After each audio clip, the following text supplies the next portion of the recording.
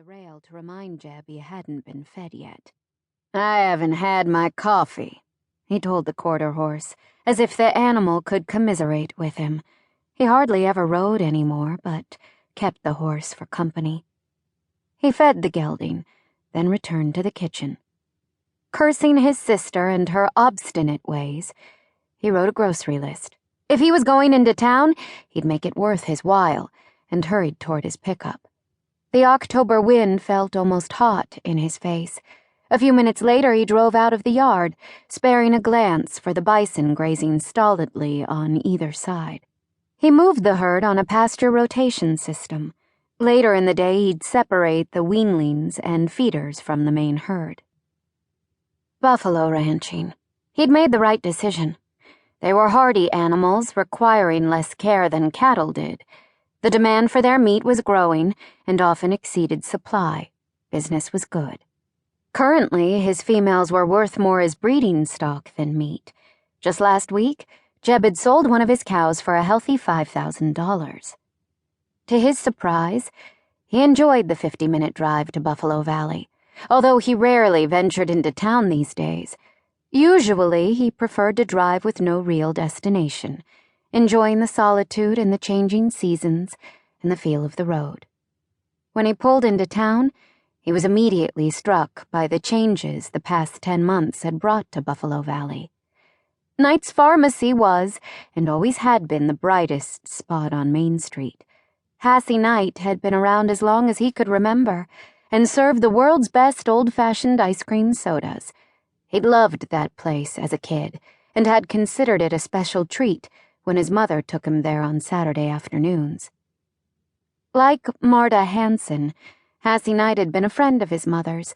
She was also the one woman he knew, other than Sarah, who didn't make him feel like a cripple. Three of a Kind, the town's only hotel, bar, and grill, was down the street from the pharmacy. Jeb had briefly met Buffalo Bob a couple of years earlier. He never did understand why a leather-clad, tattooed biker with a ponytail would settle in Buffalo Valley, but it wasn't up to him to question. Bob had lasted longer than Jeb had thought he would. People seemed to like him, or so Calla, Jeb's niece, had informed him. The pizza parlor was new, but now that he thought about it, he remembered Sarah telling him Calla had started working there part-time. Good thing. The kid needed an outlet.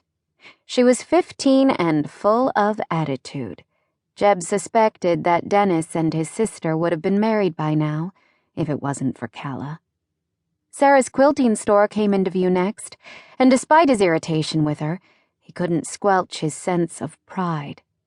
Her quilts were exquisite, crafted from muslin colored with various natural dyes that Sarah derived from plants, berries, and lichen.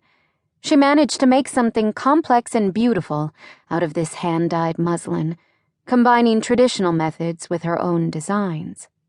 The store was a testament to her talent and skill. She took justifiable pride in her work, displaying quilts in the front window of what had once been a florist shop. The spring bouquet had been closed for at least 15 years. Folks didn't buy a luxury like hothouse flowers when it was hard enough just getting food on the table. Nor had there been much to celebrate in Buffalo Valley for a long time. Still, the town showed more life than it had in years. The old Buffalo Valley Theater appeared to be in operation. He recalled his father saying something about a school play being held there last Christmas. He didn't realize the theater had reopened permanently, but he supposed it made sense, since the place had been completely refurbished. The theater wasn't his only surprise. The outside of Hanson's Grocery had recently been painted as well. God knew it could use a facelift. The sign was down and propped against the building. It was probably worn out, like so much else in town.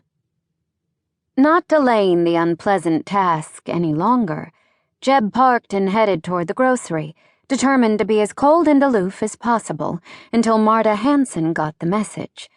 If past experience was anything to go by, that could take a while.